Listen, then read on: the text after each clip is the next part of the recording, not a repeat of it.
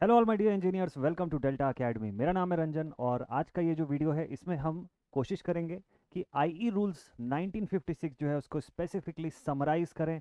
मस्त तरीके से क्विक सा रिवीजन जो है वो कंडक्ट करें इस पूरे वीडियो में, इस कंप्लीट वीडियो में। कंप्लीट आई रूल्स 1956 यानी कि पूरे के पूरे 143 जो अलग अलग पोर्शंस हैं, इसके अलग अलग जो रूल्स हैं, वो सारे के सारे 143 रूल्स को एटलीस्ट उसमें से जितना इंपॉर्टेंट है और जितना रिवाइज करना चाहिए आपको अभी अपकमिंग एग्जामिनेशन के पॉइंट ऑफ व्यू से, वो सारा कुछ हमको कवर करना है इस सेशन के अंदर। शॉर्ट में आपको फटाफट से बताते जाऊंगा, जहां पर बहुत काम की डिटेल होगी, जहां पे बहुत इंपॉर्टेंट जानकारी होगी, वो आपको रोक करके आराम से अच्छे से बताऊंगा। जहां पर लगेगा कि उस पॉइंट को स्किप किया जा सकता है, एग्जाम के पॉइंट ऑफ व्यू से उतना इंपॉर्टेंट नहीं है, वहां पर उसको स्किप करेंगे, ठीक है। बट ओवरव्यू आपका मैं सभी को बताऊंगा आपको, ठीक है। चलिए भाई, तो शुरुआत करते हैं और देखते हैं कि सबसे पहले तो हम लोग ये समझते हैं कि आई रूल्स हमारे 1956 का जो आई रूल्स है वो कितने पोर्शन में बटा हुआ है, कितने पार्ट्स में डिवाइडेड है, ठीक। तो सेक्शन 37 जो है इंडियन इलेक्ट्रिसिटी एक्ट का, उसके बेसिस पर बेस्ड है ये हमारा आई रूल 1956। आई रूल्स और भी हैं, जैसे कि 2000 भी था, 2003, 2010, डिफरेंट डिफरेंट टाइप के आई रूल्स रहे हैं। बट 1956 जो है वो काफ़ी हद तक बेस की तरह यूज़ होता है और दूसरे आई रूल्स के अंदर, और इसका बड़ा इंपॉर्टेंस है। एग्जामिनेशन में भी आपको इससे खूब सारे क्वेश्चंस दिखते हैं, ठीक। इसके सारे के सारे चैप्टर्स का एक छोटा सा ओवरव्यू आपको बताऊं तो आप देख सकते हैं कि इसकी शुरुआत से लेके अंत तक टोटल 11 चैप्टर्स में बटा हुआ है। ओवरऑल 11 चैप्टर्स का आई रूल्स है, ठीक। इस पूरे 11 चैप्टर के अंदर रूल्स कहाँ से कहाँ तक, कितने कितने रूल्स कौन से चैप्टर में आते हैं, पहले वो समझ लेते हैं। तो इनिशियली जो हमारा शुरुआती चैप्टर है, प्रिलिमिनरी पोर्शन, वन से रूल नंबर 1 से रूल 3 जो है वो बेसिक से आपको जहाँ पर बताएगा कि लाइन का मतलब क्या है, लाइव वायर बोल रहा है तो उसका मतलब क्या है, कंडक्टर्स या बेयर कंडक्टर बोलने का मतलब क्या है। तो ऐसे बेसिक जितने टर्मिनोलॉजीज है वो आपको यहाँ पर समझ में आते हैं, ठीक है। बेसिक से ही चैप्टर 2 से शुरुआत करें तो यहाँ पे इंस्पेक्टर्स की बात होती है कि इंस्पेक्टर्स या जो अथॉरिटीज़ जो है उनकी रिक्रूटमेंट किस तरीके से होती है, उनके लिए क्या क्राइटेरिया होनी चाहिए, क्या उनका बेसिक क्वालिफिकेशन होना चाहिए, एक्सपीरियंसेस क्या होना चाहिए, वो सब से, और इनकी रिस्पॉन्सिबिलिटीज़ क्या होती है, ठीक। तो रूल नंबर 4 से 10 जो है वो इसी चीज़ में डील करता है। चैप्टर 3 लाइसेंस, 11 से 28 के रूल्स जो होते हैं वो इसके भीतर आते हैं, लाइसेंसिंग के पोर्शन के ऊपर। अब यहाँ से काम का डेटा आपका जो शुरू होता है, जो बहुत ज़्यादा इंपॉर्टेंट है, जिससे क्वेश्चंस बनते हैं आपके एग्जामिनेशन में, वो इस पोर्शन से शुरू होता है, इस चैप्टर से। मतलब चैप्टर 4 से शुरू होता है, ठीक है। ये ध्यान रखिएगा। अभी चूंकि एकदम एग्जाम का समय आ चुका है तो मैं उसी के पॉइंट ऑफ व्यू से बता रहा हूँ, आपको एडिशनल चीज़ों पर नहीं लेकर के जा रहा हूँ। तो चैप्टर नंबर 4 जो है यहाँ से आपके काम का डेटा शुरू होता है। मतलब रूल नंबर 29 से 46 जो है वो इसके अंदर डील करता है। इसके अंदर जैसे रूल नंबर 44 जो है, ठीक है, restoration of a person suffering from electrical shock, तो वो उस तरीके के क्वेश्चन एग्जाम में आ चुके हैं, ऑलरेडी आए हुए हैं इससे क्वेश्चन। 37 35 के जो रूल्स हैं उससे क्वेश्चन आता है। कंज्यूमर प्रीमाइसेस पर जो वर्किंग है उस पे के लिए क्या सेफ्टी जो रिक्वायरमेंट्स है, उसके ऊपर बेस्ड क्वेश्चन आया हुआ है एग्जामिनेशन में, ठीक। तो चैप्टर नंबर 4 बड़ा important, general safety requirements. Chapter 5 पे आएंगे हम लोग। चैप्टर 5 47th रूल से शुरू होता है, लिखा हुआ है general condition relating to the supply and the use of energy. Supply and use of energy के ऊपर बेस्ड है। यहाँ पर जनरल क्राइटेरिया, जनरल गाइडलाइंस है ना, एनर्जी कितने, किस किस रेंज में एनर्जी होगी तो उसको कब एच वी बोलेंगे, कब ई एच वी के फॉर्म में क्लासीफाई करेंगे, कब मीडियम वोल्टेज, कब हाई वोल्टेज, ये बेसिक क्लासिफिकेशन। और फिर उसके बाद जो जनरल यूज़ है वो सारा कुछ इसके अंदर आता है। कट आउट कितना होना चाहिए, रेजिस्टेंस इंसुलेशन वगैरह का कितना होगा, ये सब भी आगे चल के हम लोग देखेंगे इसके अंदर। चैप्टर 6 की बात करें तो electrical supply line system and apparatus for low and medium voltages, ठीक। इंस्टॉलेशन, एस्टिमेशन कॉस्टिंग सब्जेक्ट के अंदर जो इंस्टॉलेशन ऑफ मशीन्स की बात है, उसका पूरा का पूरा जो गाइडलाइंस निकल के आता है वो इसी चैप्टर से आता है, चैप्टर 6 से। तो चैप्टर 6 जो है वो 60 से 62 तक है। चैप्टर 6 जो है 60 से 62 तक है। क्यों? क्योंकि ये सिर्फ लो और मीडियम वोल्टेजेस के लिए डील करता है कि भाई इलेक्ट्रिक सप्लाई लाइन सिस्टम या अपरेटस है, उसको लो या मीडियम वोल्टेजेस के लिए कैसा होना चाहिए। और इसी का काउंटर पार्ट दूसरा हो जाता है हाई और एक्स्ट्रा हाई वोल्टेज के लिए, जो चैप्टर 7 में दिया हुआ है। सेम थिंग है, चैप्टर 7 में दिया हुआ है, डेटा में चेंजेस आ जाएगा यहाँ से। तो रूल नंबर 63 से 73 के बीच में ये चैप्टर 7 डील करता है इस पर। देन इसके बाद ओवर हेडलाइंस जो है, इससे जो क्वेश्चन पूछे जाते हैं, ओवर हेडलाइंस हो गया, फिर across the road, along the road side, ये सारी जो चीज़ें हैं इसके ऊपर बेस्ड क्वेश्चन आपका बनता है चैप्टर नंबर 8 से। तो रूल नंबर 74 से 93 जो है वो इसके अंदर डील करता है। मतलब 74 से 93, ऑलमोस्ट 20 के आसपास का डिफरेंस। इलेक्ट्रिक ट्रैक्शन के ऊपर बेस्ड क्वेश्चंस जो है वो 94 से 108 नंबर के रूल्स तक बनते हैं। चैप्टर 10 पे आप आ जाएंगे तो additional precautions to be adopted in the mines and oil fields. Recently examination में क्वेश्चन आया था कि माइन जो है उस पर कितनी वोल्टेज परमिसिबल है ट्रांसमिट करने के लिए और कितनी वोल्टेज परमिसिबल है यूज करने के लिए। तो इसका शॉर्ट में आपको बता दूं कि 11,000 वोल्ट या 11 केवी की जो सप्लाई है वो ट्रांसमिशन के लिए वहां पर परमिसिबल है, जबकि यूसेज जो है अगर आप कोई कोई बड़ा अप्लायंस चला रहे हैं, कोई भी मोटर अगर रन कर रहे हैं, तो 6,600 वोल्ट से ज़्यादा का एट अ टाइम नहीं चलाना वहाँ पर जो लिमिट है, जो क्राइटेरिया है वो उसमें दी जाती है। ठीक, जो ट्रॉली सिस्टम्स जो इस्तेमाल करते हैं उसका डीसी पर रन होना जरूरी है। ऐसे गाइडलाइंस आपको रूल नंबर 109 से 132 के बीच में मिलते हैं, 132 तक। ठीक है, चैप्टर 10 में। वैसे देखा जाए तो चैप्टर 10 ही आखिरी माना जाएगा, यहीं तक से क्वेश्चन आते हैं एग्जामिनेशन में मेजोरिटी में। चैप्टर 11 जो है वो मिस्क है, और यहाँ पर किन चीज़ों के बारे में बात हुई है। 11वां चैप्टर डील करता है फाइन्स, पेनाल्टीज, जो भी री एप्लीकेशन अगर होता है, आप किसी चीज़ के लिए अप्लाई किए, रिजेक्ट हुआ किसी कारण से, अब आपको री अप्लाई करना है या रीपे करना है किसी चीज़ को, तो वो सारा कुछ यहाँ पर डील होता है। फाइन्स एंड पेनाल्टीज कब किसको किस कंडीशन में कितनी लगनी है, वो सारा कुछ इस 11वें चैप्टर पर डील करता है। ठीक है, जो 133 से लेकर के 143 के 10 अलग अलग रूल्स हैं, और 143 जो है यहाँ पर सारी चीज़ें खत्म हो जाती है। मतलब सारी चीज़ें नहीं, आई रूल्स जो है वो यहाँ पर ख़त्म हो जाता है। ठीक है, चलिए भाई, तो अब इसके बाद हम लोग शुरुआत करते हैं, थोड़ा सा इसके डेप्थ में जाना शुरू करते हैं। ये वीडियो पूरा आई रूल्स के ऊपर ही है, तो आराम से देखिएगा। एक वीडियो में पूरा आई रूल आपको मैं रिवाइज करवाने की कोशिश करूंगा। ठीक है, और मेरी कोशिश रहेगी कि video as short as possible हो, बट गारंटी नहीं है कि कितनी देर में ये वीडियो खत्म होगा, बट टारगेट ये है कि पूरा टॉपिक एटलीस्ट 10th चैप्टर तक तो हम सारी चीज़ें कवर कर लें। ठीक, चलिए तो स्टार्ट करते हैं। ग्लिम्स स्टार्टिंग इंस्पेक्टर्स चैप्टर 2 पर लेकर के आता हूं आपको सीधे सीधे। ग्लिम्स की बात करें तो देखिए यहाँ पर चैप्टर 4A 4B ये बात करता है qualification of inspectors and officers. Inspectors जो होंगे वो अपॉइंट होंगे, और फिर उनके अंडर में उनको सपोर्ट करने के लिए ऑफिसर्स अपॉइंट होंगे। तो इस तरीके से आप इनकी जो वर्किंग हायरार्की है इसको समझ सकते हैं। यहाँ पर एंट्री एंड इंस्पेक्शंस की बात होगी, ये कितने फ्रीक्वेंसी पर, कितने अंतराल पर, कितने पीरियोडिक फ्रीक्वेंसी पर आप इंस्पेक्शन करते हैं सिस्टम्स की। ठीक है, amount of fees, incidence of fees recoverable in the case of dispute, ये बेसिक जितना गाइडलाइंस है वो यहाँ से मिलता है। और चैप्टर 2 इंस्पेक्टर जो है, ये दोबारा दिख रहा है ना यहाँ पर, चलो इसको हटाते हैं। लाइसेंस की बात करते हैं, तो लाइसेंस हो गया, ड्राफ्ट लाइसेंस, लोकल इंक्वायरीज, है ना। लाइसेंस के लिए आप किससे कॉन्टैक्ट करते हैं, हर तरीके के जितने भी ऐसे लाइसेंस हैं। आपको इंडस्ट्री सेटअप कर रहे हैं, आपको हैवी वोल्टेज सप्लाई लेनी है, तो उसके लिए कौन कौन से लाइसेंस, उसके लिए किसके पास अप्लाई करना पड़ेगा, किस इंस्पेक्शन करवाना है आपको आपके प्रीमाइसेस पर, उसके लिए किससे आपको अथॉरिटी लेनी होगी या किस पर अप्लाई करना होगा, ये सारा कुछ बेसिक्स जो है आपको वहाँ पर देखने को मिलता है। चैप्टर 4 पे आते हैं, ये बड़ा इंपॉर्टेंट सा चैप्टर है, general safety requirement. General safety requirement, ठीक है, cut out on consumer premises rule number 31 जो है इस पर डील करता है। सर्विस लाइंस, अच्छा ये जो पीडीएफ आप देख रहे हैं, ये पीडीएफ मैं आपको प्रोवाइड कर दूंगा। अगर आप टेलीग्राम ग्रुप पर कनेक्टेड हैं या व्हाट्सएप ग्रुप पर कनेक्टेड हैं, दोनों में से किसी पर भी आपको ये पीडीएफ जो है, इस लेक्चर को अगर आप अभी देख रहे हैं तो इस लेक्चर के समय ये पीडीएफ आपको डिलीवर हो चुकी होगी टेलीग्राम ग्रुप पे। अगर नहीं मिली होगी तो मुझे ज़रूर से एक बार मैसेज करके बता दीजिएगा। ठीक है, बट श्योरली आपको ये पूरी की पूरी डिटेल्ड पीडीएफ जो है ये अभी मिल जाएगी। आपका एग्जामिनेशन एकदम करीब है, आप आराम से इस पीडीएफ से खुद से स्टडी कर सकते हैं शॉर्ट में। और इसके अलावा मैं आपको डिटेल्ड आईई रूल 1956 का ओरिजिनल पीडीएफ जो है वो भी भेज दूंगा, बट वो बहुत लेंदी है, उसको पढ़ने में थोड़ा समय लग सकता है। इसके थ्रू आप पढ़ सकते हैं चीज़ों को शॉर्ट में, जितनी काम की चीज़ें उसको मैंने इसमें रखी हुई है। ठीक है, तो चैप्टर नंबर 5 जैसा कि मैंने आपको बताया, अब एक एक रूल पर जो डिटेल में देखना शुरू करते हैं एक एक रूल के बारे में। ठीक है, चैप्टर नंबर 11 पे हम लोग पहुंचते हैं। देखिए मेजॉरिटी में आपको क्या दिख रहा है यहाँ पर, penalty penalty penalty penalty for the breach of rule 82, breach of rule 45, 44A, ये बेसिकली इन्हीं चीज़ों में डील करता है। ये मोड ऑफ एंट्री हो गया, रिलैक्सेशन क्या क्या दिया जा सकता है गवर्नमेंट की तरफ से, है ना, और पेनाल्टी कितनी हो सकती है, और लास्ट में रिपील कितना हो सकता है, किस किस चीज़ पर रिपील किया जा सकता है। ठीक है, चलिए अब शुरू से शुरू करते हैं। अब इंपॉर्टेंट रूल्स की अगर मैं बात करूं, जैसा कि मैंने आपको बोला ही था कि रूल नंबर 30 के आसपास से आपको काम के रूल्स, इंपॉर्टेंट रूल्स जो है वो दिखने लग जाएंगे। मैंने इस पीडीएफ में और एडिशनल छोटा छोटा डेटा और ऐड कर दिया है, कटआउट्स ऐड कर दिए हैं, जो काम का डेटा रहेगा। आप अगर अभी इस वीडियो को देख के लिख रहे हैं, शॉर्ट नोट्स बना रहे हैं, तो आपको मैं बता दूंगा कि कहाँ कहाँ पे क्या क्या चीज़ आपको लिखना है। रूल नंबर 30 सर्विस लाइन और operators on the consumer premises, उसके बारे में बात करता है कि उसकी जिम्मेदारी कंज्यूमर की होती है। और इलेक्ट्रिसिटी डिपार्टमेंट जो है, मतलब कंज्यूमर के घर से जहाँ से शुरुआत होती है इलेक्ट्रिसिटी लाइंस की और बाकी चीज़ों की, वहाँ से कंज्यूमर को उसकी जिम्मेदारी लेनी पड़ती है।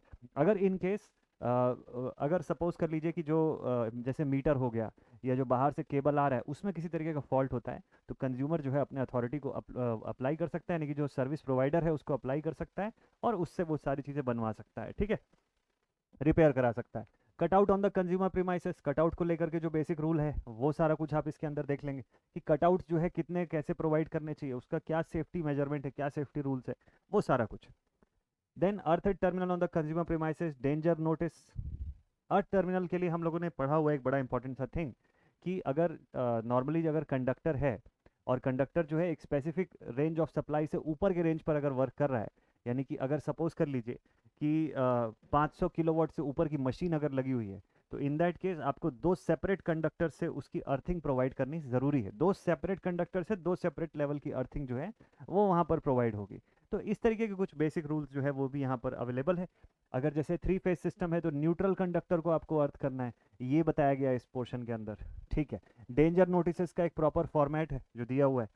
Handling of electrical supply lines and operators, instruction for the restoration of person suffering from the electric shock. Electric shock किसी पर्सन को अगर लगा तो सबसे पहले इमीडिएट इन्फॉर्मेशन आपको किसको भेजना होता है, सबसे पहले इमीडिएट। अच्छा, कौन इन्फॉर्मेशन भेज सकता है ये भी देखिएगा। इन्फॉर्मेशन तो जो भी वहाँ सबसे पहले प्रेजेंट है सबसे पहले तो उसको भेजना चाहिए, लेकिन उसको लीगली जो दर्ज किया जाएगा, यानी ऑफिशियल एंट्री में जो लिखा जाएगा, वो ऑफिसर या उससे ऊपर के रैंक का कोई पर्सन जो होगा उसी के द्वारा दिया गया इन्फॉर्मेशन या उसी के द्वारा किया गया सिग्नेचर के साथ लिखा हुआ डिटेल जो है उसको वैलिड माना जाएगा, ठीक है। बाकी ऑन द फर्स्ट केस या एकदम फर्स्ट इंस्टेंट पे इनिशियली कोई भी इंफॉर्मेशन जो है वो पास ऑन कर सकता है पूरे टीम को।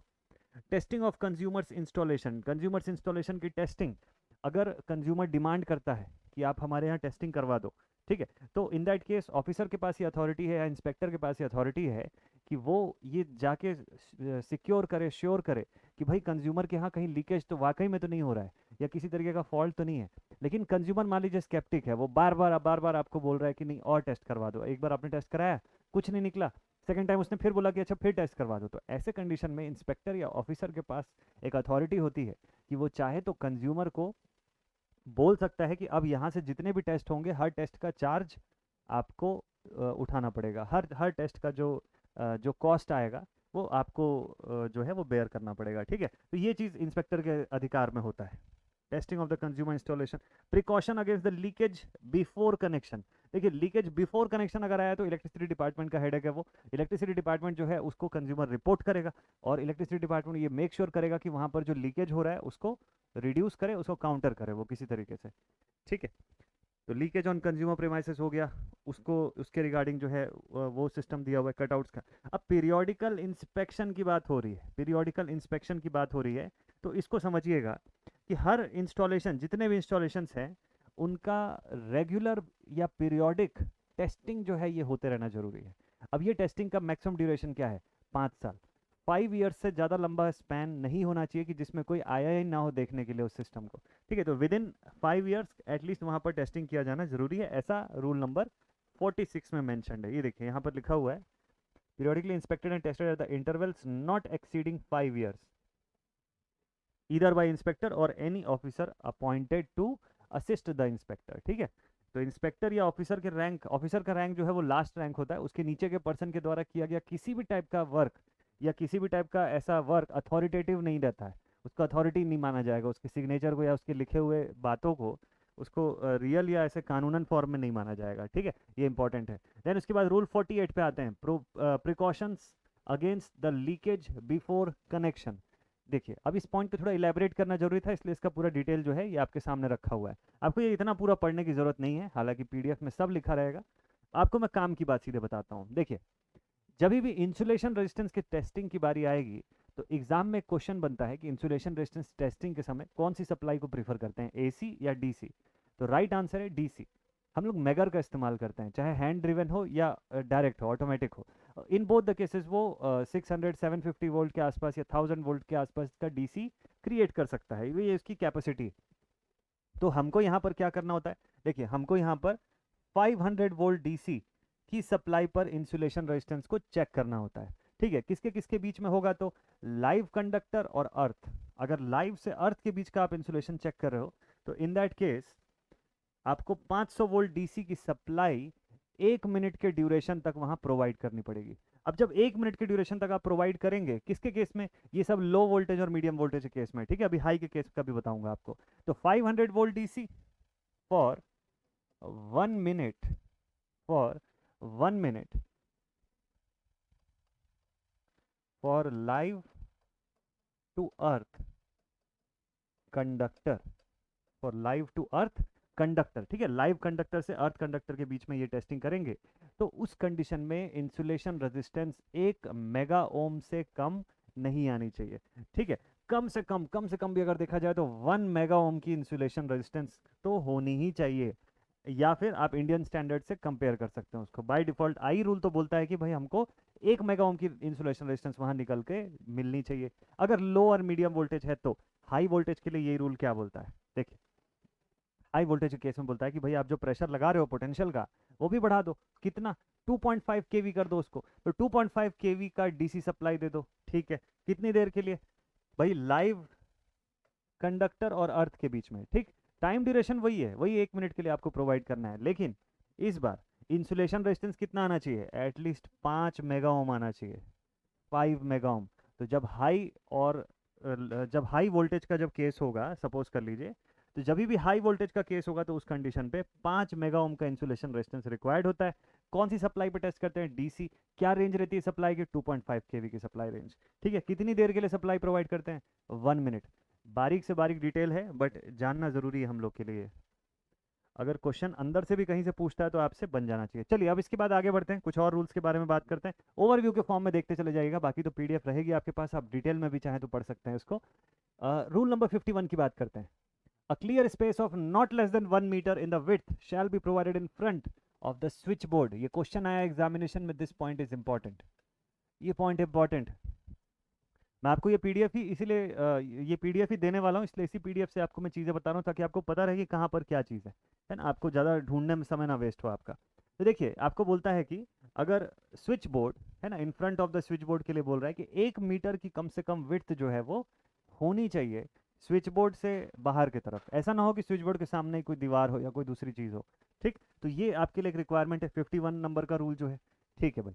और इसके अलावा आपको इसी स्विच बोर्ड के लिए space behind the switch board exceed 75 centimetre in width, there shall be a passage way from either end of the switch board clear to a height of 1.8 metre. तो ये बेसिक से आप देख लीजिएगा। अब इसमें बहुत काम का एक रूल आपको बता रहा हूँ, रूल नंबर 54, ये वेरी इंपॉर्टेंट है, ये भी बहुत ज़्यादा इंपॉर्टेंट है, क्वेश्चन बना है इससे भी एग्जामिनेशन में। डिक्लेयर्ड वैल्यू में कितने का वेरिएशन आ सकता है, किस चीज़ का, फ्रीक्वेंसी का भी पूछ सकता है, वोल्टेज का भी पूछ सकता है। वोल्टेज का भी पूछा है पास्ट में, फ्रीक्वेंसी तो बहुत बार पूछा है, ठीक है। तो देखिए फ्रीक्वेंसी के बारे में, डिक्लेयर्ड वैल्यू ऑफ फ्रीक्वेंसी में वेरिएशन जो है वो ±3% का आता है, और ये रूल नंबर 55 इस बारे में बात करता है कि बोलता है कि भाई ±3% का डिविएशन अलाउड है। 50 हर्ट्ज हम बोलते हैं, +3% या -3% दोनों साइड पे अलाउड है, लेकिन डिक्लेयर्ड वोल्टेज में कितना अलाउड है, तो डिक्लेयर्ड वोल्टेज में अगर आप मीडियम वोल्टेज या लो वोल्टेज की बात कर रहे हो तो फिर तो हायर साइड में भी 6% तक बढ़ सकता है, लोअर साइड में 6% तक घट सकता है, वहां तक तो कोई दिक्कत नहीं है। लेकिन जब आप हाई वोल्टेज सप्लाई की बात करते हो या एक्स्ट्रा हाई वोल्टेज सप्लाई की बात करते हो, यहाँ बात बदल जाती है। एक रूल ऑफ थंब हमेशा याद रखिएगा कि जब भी हायर साइड की बात करेगा तो वो डेटा छोटा होगा, जब लोअर साइड की बात करेगा तो डेटा बड़ा हो सकता है। मतलब जितना आपका डिक्लेयर्ड वैल्यू है पोटेंशियल का, उससे हायर साइड पे बहुत ज़्यादा फ्रीडम तो नहीं दे सकता ना आपको, बहुत ज़्यादा हाई हो जाएगी तो ड्रास्टिक नुकसान हो सकता है, बड़ा डिजास्टर हो सकता है। लेकिन लोअर साइड में तो कम भी हो जाएगा तो चल जाएगा, तो उसी हिसाब से आप इसको ध्यान में रखिएगा। आपको डेटा 6, 9, 10, 12.5 ये सब याद रहता है, ठीक है। तो हाई के केस में आप सोचेंगे कि सर प्लस में 6 होता है कि माइनस में 6 होता है, नहीं ध्यान में नहीं आएगा कि प्लस में 9 होता है कि माइनस में। इतना ही बस याद रखिएगा कि अगर 6 और 9 आपको याद आ रहा है, दोनों में से जो बड़ा डेटा है वो माइनस में रहेगा हमेशा, हमेशा। कि वोल्टेज आपको लोअर साइड पे नीचे जाने को अलाउ कर देगा कि भाई वोल्टेज जितनी रिकमेंडेड है उससे नीचे भी आ रही है ना, तो एक बार को डिस्ट्रक्शन कम होगा। उससे ज़्यादा वोल्टेज अगर आ जाएगी, बहुत ज़्यादा वोल्टेज आएगी, तब प्रॉब्लम होगी। तो हायर साइड पे आपको 6% का परमिशन देता है एचवी सप्लाई के लिए, और लोअर साइड पर 9% का परमिशन देता है कि भाई लोअर साइड पर यानी कि माइनस में 9% नीचे तक जा सकता है अपने डिक्लेयर्ड वैल्यू से। लेकिन वहीं अगर ईएचवी का केस है, अब यहाँ दो डेटा आपके दिमाग में आएगा, कौन कौन सा, एक आपके माइंड में आएगा 10%, दूसरा आएगा 12.5%। बहुत ही सिंपल है इसका आंसर करना, मैंने आपको बताया लोअर साइड पे ही ज़्यादा एक्सटेंड किया जा सकता है, तो लोअर साइड पर 12.5% तक परमिसिबल है, अपर साइड पर 10% ज़्यादा हो सकता है अपने डिक्लेयर्ड वैल्यू से, उससे ज़्यादा नहीं, ठीक है। तो ये रूल बहुत इंपॉर्टेंट है, ये दोनों 54 और 55 both are very much important. Next उसके बाद rule number 60, test for the resistance of insulation. Insulation के रेजिस्टेंस का टेस्ट जो है किस तरीके से किया जाए। देखिए यहाँ पे कनेक्शन विद द अर्थ में भी कुछ चीज़ें बताया हुआ है। अच्छा, ये जो टेस्ट कंडक्ट करने आपको बताया, इसी के लिए मेगर की रेटिंग बताएगा आपको, जहाँ पे बताएगा कि 500 वोल्ट डीसी का सप्लाई जो है हम लोग मेगर के थ्रू लेते हैं और उसके बेसिस पे हम टेस्ट करते हैं। फिर इंसुलेशन रेजिस्टेंस का डेटा जो मैंने आपको पिछले पेज में बताया था, उस बेसिस पर आप इसको देख सकते हैं। रूल नंबर 61 बोलता है connection with the earth, neutral conductor 3 phase 4 wire का, ठीक है, and the middle conductor of 2 phase 3 wire system. अगर 2 फेज 3 वायर का सिस्टम है तो उसका बीच का कंडक्टर, और 3 फेज का सिस्टम अगर है तो उसका न्यूट्रल कंडक्टर, 3 फेज 4 वायर है तो न्यूट्रल कंडक्टर, इनका डिस्टिंक्ट और सेपरेट अर्थ होना चाहिए, इनका सेपरेट अर्थिंग होना चाहिए, कितने से, not less then 2 separate and distinct connection, ठीक है। और अर्थ इलेक्ट्रोड एक होने से चल जाएगा क्या, नहीं, अर्थ इलेक्ट्रोड भी 2 सेपरेट अर्थ इलेक्ट्रोड होना चाहिए इस कंडीशन पर। चलिए, तो यहां तक हम पहुंच गए रूल नंबर 61 तक, बैक टू बैक देखते हुए। अब आते हैं थोड़े से और इंपॉर्टेंट पॉइंट पे। इस फैक्चुअल डेटा का क्वेश्चन इसी सबसे आता है, जो आपको फैक्चुअल डेटा बेस्ड क्वेश्चन पूछता है वो यहीं से पूछता है। अगर कोई बच्चा आईई रूल ही पढ़ लिया पूरा उसकी पीडीएफ से, तो उसके बाहर कोई क्वेश्चन बन ही नहीं सकता ना। तो आप एमसीक्यू लगा लिए, ठीक, आप इंपॉर्टेंट मेन चीज़ें पढ़ लिए, अब एक बार पूरा असली आई रूल पढ़ लो आप, कि कुछ बचे ही ना फिर इसके बाहर, ठीक है। इसके बाहर अब कुछ, इसके बियॉन्ड कुछ है ही नहीं। मतलब अगर सवाल बनाएगा और आई रूल से बनाएगा तो यही तो है आई रूल, इससे बाहर और है क्या। तो क्वेश्चन नंबर 64 लिखा हुआ है use of energy at high and extra high voltage, high voltage और एक्स्ट्रा हाई वोल्टेज के एनर्जी यूज को लेकर के यहाँ पर टेबल दिया हुआ है।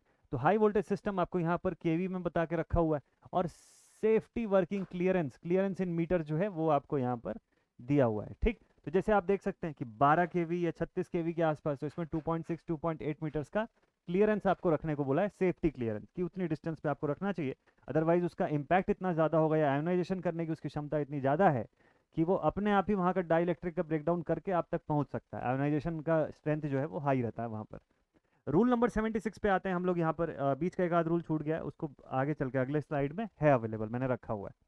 Maximum stress factor of safety, देखिए फैक्टर ऑफ सेफ्टी आपको मैकेनिकल फॉर्मेट में भी पूछ सकता है, ठीक है। अभी अभी आगे चल के, यहाँ पर तो नहीं है, बट आगे चल के आपको मैकेनिकल फॉर्मेट में हाई वोल्टेज के कंडक्टर का ये सेफ्टी का फैक्टर जो है वो भी पूछेगा कि उसकी मैकेनिकल स्ट्रेंथ कितनी होनी चाहिए। तो 350 केजी की बात करेंगे हम लोग, 500 केजी की बात करेंगे, तो वो सारी चीज़ें देखेंगे कि वो कितना होता है। ब्रेकिंग स्ट्रेंथ पूछेगा आपको, है ना। फिलहाल यहाँ सेफ्टी फैक्टर पूछ रहा है, तो देखिए इससे क्वेश्चन आया हुआ है, ये वाला पॉइंट इंपॉर्टेंट है, प्रीवियस में पुराने एग्जाम्स में इससे सवाल आया हुआ है, ठीक है। आप जब पढ़ने बैठते हैं तो यही डाउट होता है कि कौन सा पॉइंट इंपॉर्टेंट है, किसको पढ़ें किसको छोड़ें।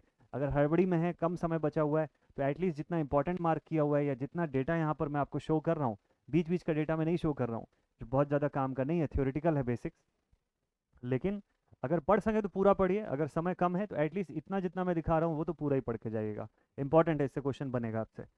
चलिए नेक्स्ट, तो मेटल सपोर्ट्स अगर है तो 1.5 सेफ्टी फैक्टर, मेटल सपोर्ट्स का 1.5, और वुड सपोर्ट्स का सबसे कम रहता है, 3 रहता है, ठीक है। अब 0.5 के डिफरेंस पे है सारी चीज़ें, तो मेटल यानी कि सबसे हाई और वुड सपोर्ट यानी सबसे नीचे, मतलब 3, इसका फैक्टर ऑफ सेफ्टी जो है वो, मतलब उल्टे डायरेक्शन में अगर मैं बोलूँ तो अब उसके बीच में आती है बाकी सारी चीज़ें, जैसे मैकेनिकली प्रोसेस्ड कंक्रीट सपोर्ट है तो 2, और अगर हैंड मोल्डेड कंक्रीट सपोर्ट है तो 2.5।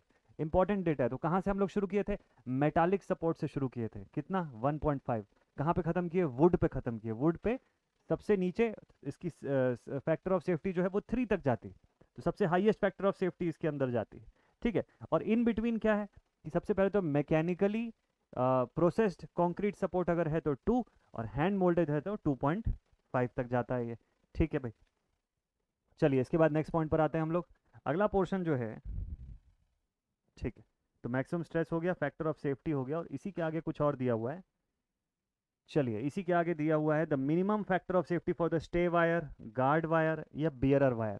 ये ध्यान रखिएगा, वहां पर सपोर्ट का पढ़े थे आप, यहाँ पे इस 3 टाइप के वायर सिस्टम्स का आप देख रहे हैं फैक्टर ऑफ सेफ्टी, ठीक है। Stay wires, second one is the guard wire, and last one is the bearer wire. इसका फैक्टर ऑफ सेफ्टी जो है वो 2.5 होना ही चाहिए minimum, based upon the it's minimum tensile strength, उसके टेंसाइल स्ट्रेंथ के आधार पर ये बेस होगा, ठीक है।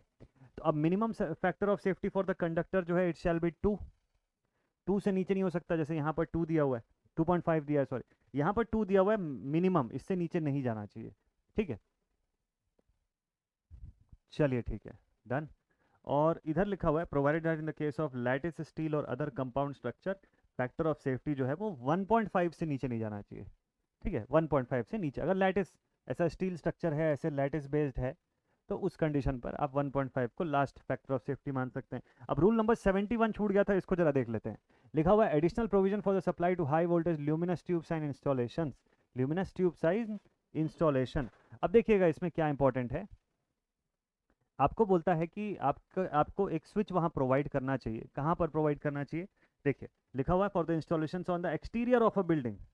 मान लीजिए एक एक बिल्डिंग है बगल में, उसके लिए आपने पावर सिस्टम एक लगा के रखा हुआ है, या सपोज कर लीजिए कि रेल बेस्ड या पोल बेस्ड जो है वो ट्रांसफार्मर सेटअप लगा के रखा है, लेकिन आपने उसमें कोई कटआउट स्विच ही नहीं दिया, हाँ, या आइसोलेटिंग स्विच कुछ दिया ही नहीं उसके अंदर, और किसी कंडीशन में बिल्डिंग में आग लग जाती है, तो इलेक्ट्रिकल सप्लाई को इमीडिएटली बाहर से कट ऑफ करने का क्या सिस्टम है, तो उसके लिए बाहर आपको ये बोला हुआ है कि एक स्विच सिस्टम आपको देना जरूरी है बिल्डिंग के बाहर, लेकिन उसकी ज़मीन से हाइट जो है वो कितनी होनी चाहिए, 2.75 या 2.78 के बीच में होनी चाहिए। कितने से कितने, 2.75 मीटर से 2.78 मीटर। वैसे to be specific 2.75 metre is the exact data, slightly उसमें वेरिएशन हो सकता है, क्योंकि उससे ज़्यादा मीटर की हाइट पर अगर आप रख देंगे तो पता चला किसी पर्सन की हाइट कम है और वो बेचारा पहुंचा वहां पर सप्लाई को कट आउट करना है, ठीक है, घर में आग लग गई। अब जो बंदा जो बाहर से मेंस को बंद करने के लिए आया उसकी हाइट ही कम है और वो पहुंच ही नहीं पा रहा है उसका हाथ वहां तक, आपने इतना ऊंचा रख दिया उसको कि भाई लोगों के हाथ तक ही ना है, तो वो जरूरत के समय भी किसी के हाथ पे नहीं आ रहा है, ठीक है, और वो कूदता रह गया और घर जल गया उधर। तो ऐसा ना हो, तो 2.75 मीटर जो है उतना रिकमेंडेड डेटा रहता है कि इससे ज़्यादा नहीं होना चाहिए। देखिए लिखा भी हुआ है fixed in a conspicuous position at not more than 2.75 centimetre की, भैया जरूरत पड़ने पे सबका हाथ पहुंच जाए वहां तक और उसको बंद कर सके। नेक्स्ट अगला पॉइंट देखते हैं, मटेरियल एंड स्ट्रेंथ की बात करते हैं हम लोग, ठीक है, मटेरियल एंड स्ट्रेंथ की बात, देखिए इसी की मैं बात कर रहा था। कंडक्टर्स की जब स्ट्रेंथ की बात करेगा, ब्रेकिंग स्ट्रेंथ की, तो 350 केजी का डेटा आप लोग ध्यान में रखिएगा। क्या लिखा है, all the conductors of overhead line other than दो specified shall have a breaking strength of not less than 350 kg, मतलब हर कंडक्टर सेटअप 350 kg के ब्रेकिंग स्ट्रेंथ पर टेस्टेड होना चाहिए। That is important, overhead line अगर है तो ये इतना रिक्वायरमेंट होगा, ठीक है। अच्छा, अगर वोल्टेज लो है और स्पैन कम है, मतलब 15 मीटर से भी छोटा है, ठीक है, और ओनर या कंज्यूमर के प्रीमाइसेस पर है, ठीक है, ओनर अपने रिस्क पर ले रहा है या कंज्यूमर के प्रीमाइसेस पर है, then the conductor having an actual breaking strength of not less than कितना, 150 केजी, 150 केजी में भी यूज्ड। तो ये एक स्पेशल प्रोविजन है, वैसे बाय डिफॉल्ट देखा जाए तो 350 ही बोलता है, अगर क्वेश्चन में पूछ लिया आपसे और ऑप्शन में 150 भी दिया 350 भी दिया, तो बेटर है कि आप 350 को वो करिएगा, टिक करके आइएगा वहाँ पर, ठीक है। लेकिन अगर आपको इतना कंडीशन ऐसे स्पेसिफाई कर दिया कि भाई लो वोल्टेज है, स्पैन 15 मीटर से कम है एक एक कंडक्टर सेट की, तो उस कंडीशन में 150 भी अलाउेबल रहता है, लेकिन वो स्पेसिफिक है, कंडीशनल है, तो कंडीशन दिया होगा क्वेश्चन में तभी 150 को टिक करेगा, अदर कुछ नहीं दिया है तो by default 350 should be the right answer, ठीक है। तो इन सब पॉइंट्स में कंफ्यूजन होता है करीब करीब के आंसर का। अब ये डेटा जो है ये आई होप कि आप लोग को याद हो गया होगा, बहुत बार क्वेश्चन आया इसका एग्जामिनेशन में और इसको बहुत बार पढ़े भी हैं, अभी तक आपको याद हो चुका होगा। Rule number 77, clearance above the ground of the lowest conductor, सबसे लोएस्ट कंडक्टर का जमीन से कितना ऊपर का क्लियरेंस होना चाहिए, तो इसमें दो कंडीशंस आती है, अक्रॉस द रोड की कंडीशन आती है और अलॉन्ग द रोड की कंडीशन आती है, ठीक। जैसे अगर सपोज कर लीजिए रोड है, तो अक्रॉस का मतलब ये होता है कि इधर एक पोल लगा हुआ है, इधर भी एक पोल लगा हुआ है, और जो वायर है वो इस तरफ से ऐसे जा रही है, ठीक है। So this is the case of across, road के एक तरफ से दूसरी तरफ अगर कंडक्टर ट्रैवल कर रहा है तो that is the case of across. और दूसरा जो केस होता है कि अगर सपोज कर लीजिए वायर जो है एक कंडक्टर से दूसरे कंडक्टर पे जा रहा है लेकिन रोड के किनारे किनारे चल रहा है, ठीक है, बीच से पास नहीं हो रहा है, तो this is the condition of along the road. अब ये दो बातें आप ध्यान रखिएगा क्योंकि दोनों के लिए जो रिक्वायर्ड क्लियरेंस है ज़मीन से वो अलग अलग है, for low voltage and for high voltage system. Low voltage medium voltage का अलग है और हाई का डिफरेंट है, ठीक। चलिए अब शुरू करते हैं इसको देखना। तो अब यहाँ पर बात किस बारे में हो रही है भाई, यहाँ पर बोल रहा है, यहाँ पर आपको बोल रहा है कि देखिए यहाँ पर अक्रॉस अ स्ट्रीट, ठीक, आपको बोलता है कि ग्राउंड से ऊपर अक्रॉस द स्ट्रीट का अगर केस है, तो लो वोल्टेज का अगर केस है तो 5.8 मीटर का क्लियरेंस आपको रखना पड़ेगा, हाई वोल्टेज का अगर केस है 6.1 मीटर का क्लियरेंस आपको रखना होता है। कहाँ पर, अक्रॉस द स्ट्रीट है, ठीक है, क्योंकि इसके नीचे से गाड़ियाँ गुजरेंगी, ज़्यादा हाइट वाली गाड़ियाँ भी गुजर सकती हैं, तो उसके रिक्वायरमेंट को देखते हुए आपको कम से कम 5.8 मीटर की हाइट पर रखना पड़ता है अगर लो एंड मीडियम वोल्टेज की लाइन है, और 6.1 मीटर की हाइट पर रखना पड़ता है अगर हाई वोल्टेज की लाइन है तो। लेकिन वहीं दूसरी जगह पे अगर आपको अलोंग द स्ट्रीट बोल दिया, यानी कि ये वाली कंडीशन बोलता है, तो इस कंडीशन में इसके नीचे से गाड़ियां तो नहीं गुजरेंगी ना एटलीस्ट, तो किसी के टकराने का कोई खतरा है नहीं, तो वहां पर हाइट को कम रखा जा सकता है। जैसे कितना, लो एंड मीडियम वोल्टेज लाइन है तो 5.5 मीटर हाइट रख सकते हो आप, और हाई वोल्टेज की लाइन है तो 5.8 मीटर रिकमेंडेड वैल्यू है वहां पर, ठीक है। हाई वोल्टेज के लिए 5.8 मीटर, और वहां पे क्या था, अक्रॉस में लो वोल्टेज के लिए ही और मीडियम के लिए ही 5.8 मीटर हो गया था, और सेकंड में तो उससे भी ज़्यादा, ठीक है। अब overhead line including the service line erected elsewhere than along और अक्रॉस एनी स्ट्रीट, अगर वो कंडीशन हो गई तो उसमें भी देखिएगा कि low medium and high voltage line up to and including 11 KV अगर बेयर है तो 4.6 मीटर्स, ठीक है। For low medium high voltage अगर इंसुलेटेड लाइन है 11,000 वोल्ट्स की तो 4 मीटर्स, और अगर हाई वोल्टेज है और अबव 11,000 है तो उस कंडीशन में आपको 5.2 मीटर्स का क्लियरेंस रखना ज़रूरी है। और हाँ, ये ध्यान रखिएगा कि 11,000 के ऊपर, ठीक है, 11,000 के ऊपर अगर हम जाएंगे तो हर 33 केवी की एडिशन पर आपको प्लस 0.3 मीटर ऐड करना पड़ेगा, यानी जब जब एक 33 केवी जो है उतनी सप्लाई बढ़ेगी तब तब आपको हर एक 33 केवी के एडिशन के लिए आपको कितना ऐड करना पड़ेगा, लेंथ में, इसकी हाइट में 0.3 मीटर्स का एडिशन करना पड़ेगा, ठीक है। This is important. चलिए ठीक है, 5.2 मीटर तो मिनिमम हाइट होनी चाहिए, प्लस उसके ऊपर से आपको इतना एडिशन भी रखना पड़ेगा। तो this point is very much important, rule number 77। अब इसके बाद आते हैं 79 पर, clearance from the building of low and medium voltage line and service line. Building से अब कितनी दूरी पर होनी चाहिए चीज़ें, ठीक है, अगर कोई बिल्डिंग है तो उससे कितने हाइट पर, कितने डिस्टेंस पर चीज़ों का होना ज़रूरी है। अब देखिए, बोलता है कि अगर कोई फ्लैट रूफ, ओपन बालकनी, वरांडा या लीन टू रूफ है तो उस कंडीशन में बिल्डिंग के ऊपर से अगर कोई लाइन जा रही है, कोई बिल्डिंग का टॉप है, उसका जो भी सबसे हाईएस्ट टॉप मोस्ट पोर्शन होगा उसके ऊपर से कितना, तो उसके ऊपर से 2.5 मीटर्स का डिस्टेंस आपको मिलना चाहिए, क्लियरेंस मिलना चाहिए from the highest point of the building. Vertical clearance of 2.5 metre, काम की बात है, इसको बस लिखिएगा, वर्टिकल क्लियरेंस कितने का, 2.5 मीटर्स का होना चाहिए, कहाँ से, highest point of the building से, ठीक है। तो हॉरिजॉन्टल क्लियरेंस कितने का होना चाहिए, 1.2 मीटर्स। हॉरिजॉन्टल क्लियरेंस अगर बोलेगा, जैसे मान लीजिए बालकनी है, बालकनी के सामने से बिजली की लाइन गुजर रही है तो कितने दूर से गुजर सकती है मिनिमम, तो अगर देखा जाए तो it's clearance should be of 1.2 metres from the nearest point.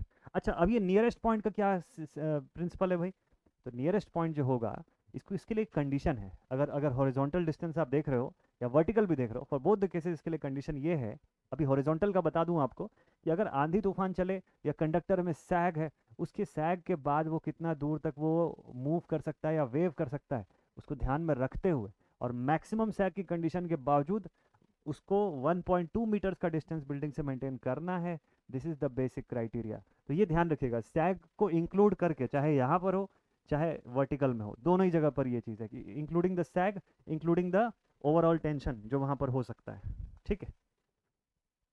चलिए नेक्स्ट पॉइंट पर आते हैं हम लोग, अब आ गए रूल नंबर 80 इस पर, और बात हो रही है यहाँ पर clearance from the building of high and extra high voltage line. तो देखिए, overall high voltage line up to and including the 33 KV 3.7 metre का क्लियरेंस होना चाहिए। एक्स्ट्रा हाई वोल्टेज लाइन के लिए 3.7 मीटर प्लस वही जो मैंने पिछली बार बताया कि 0.3 मीटर का एडिशन हर 33 केवी के सप्लाई एडिशन के होने पर, ठीक है।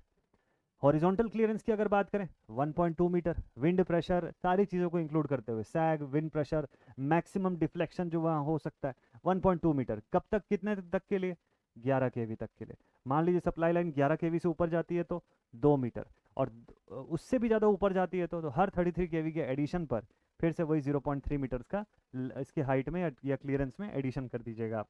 तो क्लियरेंस का जनरल रूल, तो रूल नंबर 80, रूल नंबर 83 भी इसी के बारे में बात करता है, ठीक है। वर्टिकल क्लियरेंस जो है किस तरीके का होना चाहिए, मैक्सिमम सैग को देखिए यहाँ लिखा हुआ है कि इंक्लूड करके चलना चाहिए हमको, ठीक है। रूल नंबर 84 बात करता है रूट्स प्रॉक्सिमिटी टू एरोडोम। जब जब रूट्स प्रॉक्सिमिटी टू एरोडोम पे आता है तो वहाँ पर दो बड़ा इंपॉर्टेंट क्राइटेरिया है। पहला ये कि वहाँ पर आईई रूल जो होता है वो पीछे हो जाता है, और वहाँ पर एयरपोर्ट अथॉरिटी का रूल जो है वो सामने आ जाता है।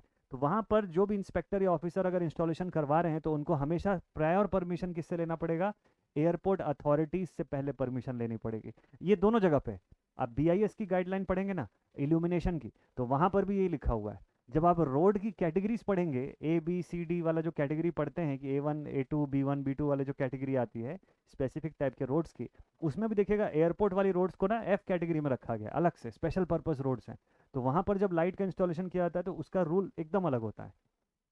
तो वहाँ पर जब आप लाइटिंग करते हैं, इल्यूमिनेशन जब करते हैं, तो सिंगल एक्सिस होगा कि डबल एक्सिस होगा, ठीक है, कि एक्सियल माउंटिंग होगी कि स्टैगर्ड माउंटिंग होगी, तो वो वहाँ पर उस तरीके से प्लान करते हैं। तो वहाँ पर रूल थोड़ा सा अलग हो जाता है। स्पेशल पर्पस रोड पे जैसे वाटर बॉडी है, उसके बगल से कोई रोड गुजर रही है, नदी या तालाब के किनारे से रोड अगर जा रही है, तो उसके लिए लाइट की माउंटिंग किस तरफ होनी चाहिए, तालाब की तरफ होनी चाहिए कि दूसरी तरफ होनी चाहिए, इस तरीके की बातें। वहाँ पर एक्सियल माउंटिंग अच्छा है कि वहाँ पर बोथ साइडेड अपोजिट माउंटिंग होगा कि स्टैगर्ड माउंटिंग होगा कि जिगजैग होगा, ये सारा कुछ पूछता है।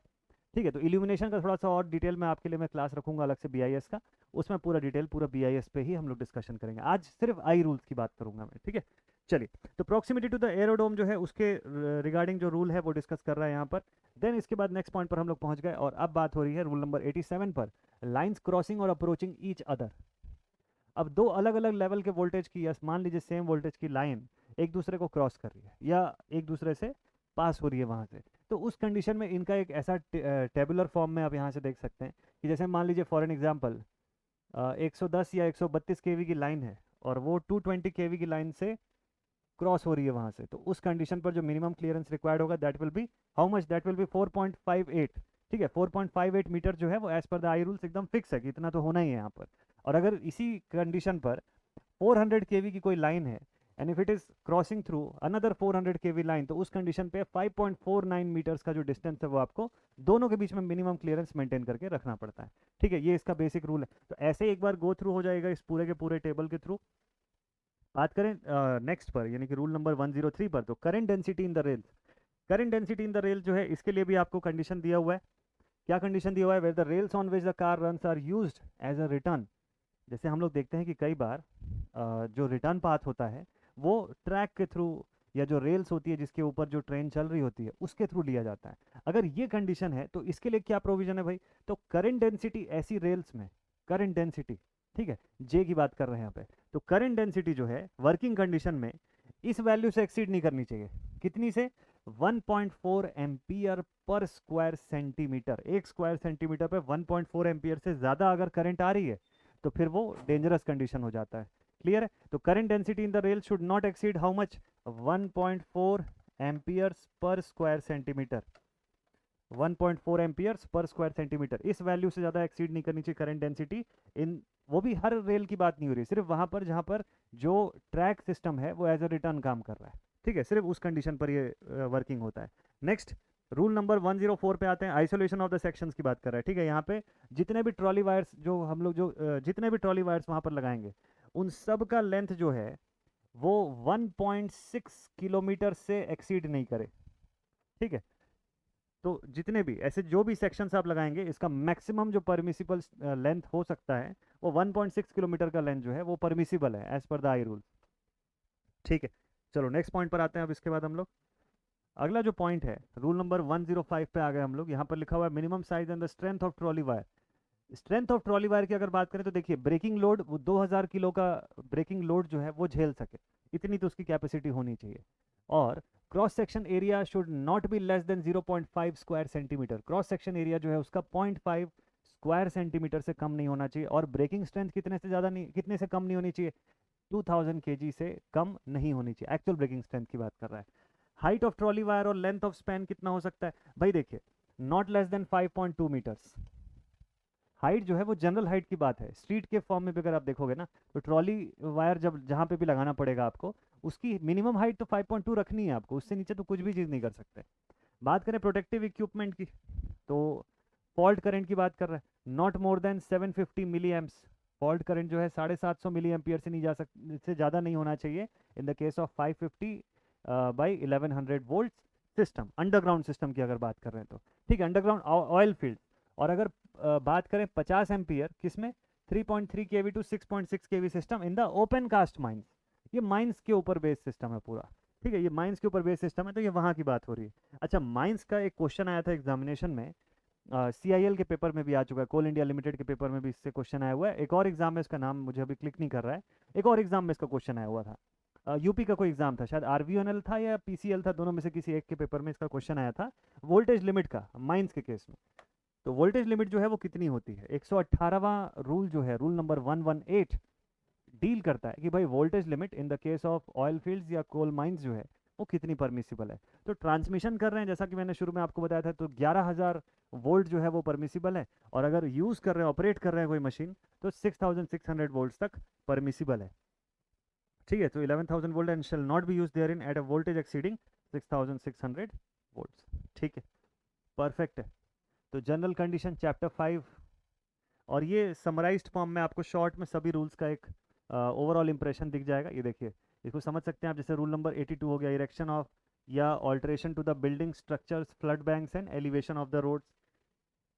इससे कितने डिस्टेंस पर आपको ये रखना चाहिए, देखिए मैक्सिमम सैक जो है इसको कैलकुलेट करते हुए आपको ये पूरा डिस्टेंस जो है वो कैलकुलेट करना होता है।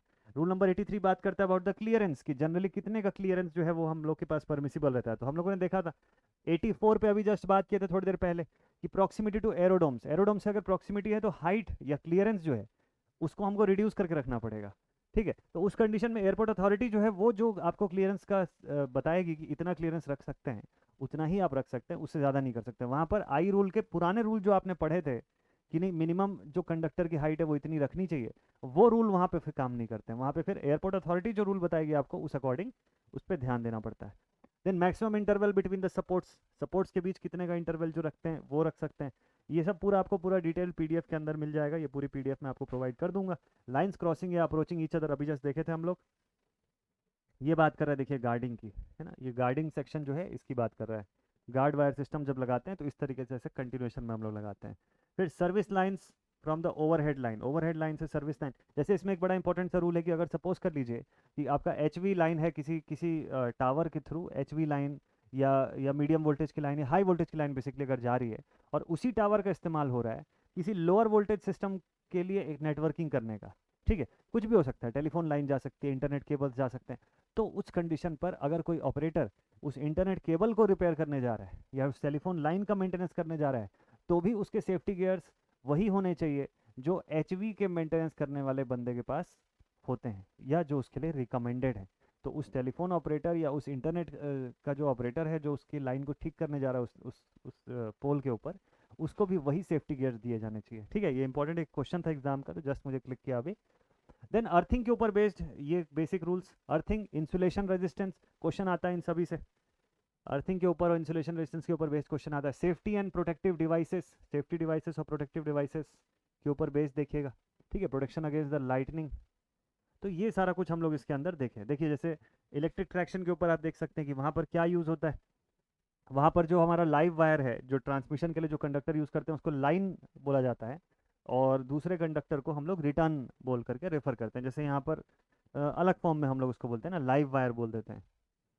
ठीक है, वोल्टेज सप्लाई टू व्हीकल, चलिए ये सब बेसिक्स जितने भी हैं वो सब यहाँ पर दिए हुए हैं। Leakage on the conduit system, और चैप्टर नंबर 11 जो है वो डील करता है मिस्क में। ये टोटल पूरे के पूरे 143 जो रूल्स हैं आपको यहाँ पर मिल जाएंगे। देखिए इसमें भी यही बात कर रहा है, relaxation by the government, relaxation by the inspectors, क्या क्या हो सकते हैं, मोड ऑफ एंट्री। 138 से जो शुरू होता है पेनाल्टी का चक्कर, तो वो सीधे 142 तक जाता है। 143 जो है वो अलग। देखिए एप्लीकेशन ऑफ रूल्स, 143 जो है वो रिपील के बारे में बात करता है। ठीक है, तो ये आपके पूरे एक शॉर्ट फॉर्म में एक क्विक सा रिवीजन था आईई रूल्स का। तो आई रूल्स के मेजर मेन पॉइंट्स मैंने आपको इसके अंदर रिवाइज करा है, और बाकी पॉइंट्स का मैंने हेडिंग जस्ट आपको बताया कि हेडिंग से आपको थोड़ा सा माइंड मेमोराइज रहे। कई बार आपको सेक्शन में पूछ लेता है कि भाई ये पर्टिकुलर थिंग जो है कौन से सेक्शन में बोला गया है या कौन से रूल नंबर में बोला गया है, तो वो आपको ध्यान में रहेगा। ठीक है, जैसे 118 में आपको पूछ लेगा कि 118 जो है वो किस चीज़ के बारे में बात करता है, तो आपको ये ध्यान रहेगा ना कि 118 जो है वो ट्रैक्शन सिस्टम के लिए पढ़े थे हम लोग अभी जस्ट, है ना, उसको हम लोग ट्रैक्शन सिस्टम के लिए पढ़े थे। ये देखिए यहाँ पर, तो 118 stands for the traction system, जिसमें कि हम क्या देखे थे, वोल्टेज लिमिट की बात कर रहे थे। देखिए ट्रैक्शन सिस्टम है क्या, नहीं है, माइंस है यार, ऐसे ध्यान में रखना जरूरी है। ठीक है, that is for mines, not for traction system. Traction system के बारे में कौन सा वाला डील करता है, तो भाई 100 के ऊपर उधर पीछे जो जाते हैं वो ट्रैक्शन सिस्टम्स के लिए डील करता है। तो ये ऐसी पॉइंट है जिसमें कन्फ्यूजन होता है। कभी कभी क्वेश्चन में क्या पूछता है, आपको सेक्शन पूछ लेगा कि कौन से वाले सेक्शन में या कौन से रूल नंबर में इस बारे में बात करता है कि कंज्यूमर प्रीमाइसेस पे लीकेज हो रहा है, कौन सा सेक्शन डील करता है इस चीज़ में, ऐसा पूछ लेगा आपको। ठीक, तो ये आपको पता रहना चाहिए। कटआउट्स के बारे में कौन से रूल नंबर पे डील करता है, कटआउट्स अच्छा, कटआउट्स को लेके जो रूल्स हैं वो उसके उसको लेकर के जो आउटपुट है वो सब आपसे पूछेगा कि किस टाइप का है, कितने पोजीशन पर या कितने वोल्टेज या कितने केवी के रेंज के ऊपर आपको कटआउट के बदले आइसोलेटर्स देना पड़ जाएगा, या जो भी बेसिक्स है। अगर आप सर्किट ब्रेकर यूज़ कर रहे हैं तो उसके लिए कट इन वगैरह का जो सेक्शन है वो कितना होना चाहिए।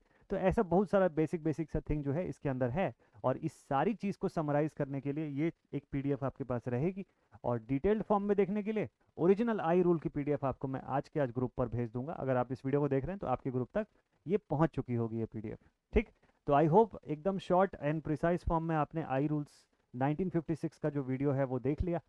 अब नेक्स्ट वीडियो पर आपसे मिलूंगा, और आगे आने वाले सेशन पर आपके लिए और डिफरेंट आई रूल्स जो हैं 2010 2003 इन सब का भी पूरा ऐसे ही समराइज्ड वीडियो जो है वो अवेलेबल रहेगा। तो फिलहाल आज की क्लास अब यहीं पर एंड अप करता हूँ। नेक्स्ट वीडियो में आपके लिए फिर से कुछ बढ़िया से इन्फॉर्मेशन लेकर के आऊँगा। पीजीसीआईएल डीटी के लिए जो एग्जामिनेशन के लिए जो बच्चे प्रिपरेशन कर रहे हैं, आप लोग एकदम शानदार तरीके से प्रिपेयर करिएगा। इस बार बहुत अच्छी अपॉर्चुनिटीज़ है, उसको कन्वर्ट करना, उसको क्रैक करना बहुत ज़रूरी है। तो मिलते हैं आप सभी से नेक्स्ट वीडियो में। Take care. अगले वीडियो में क्वेश्चन सीरीज रहेगी, आपके लिए क्वेश्चन सेशन रहेगा। आज कोई क्वेश्चन सेशन मैंने इसलिए नहीं रखा, आज सिर्फ और सिर्फ रिवीजन का पोर्शन था। एग्जाम जैसे जैसे करीब आते जाए रिवीजन पे ज़्यादा एफर्ट करना है हमको, ठीक है। तो मिलते हैं आप नेक्स्ट वीडियो में। Take care and thank you so much all my dear students for attending this video. Jai Hind, thank you.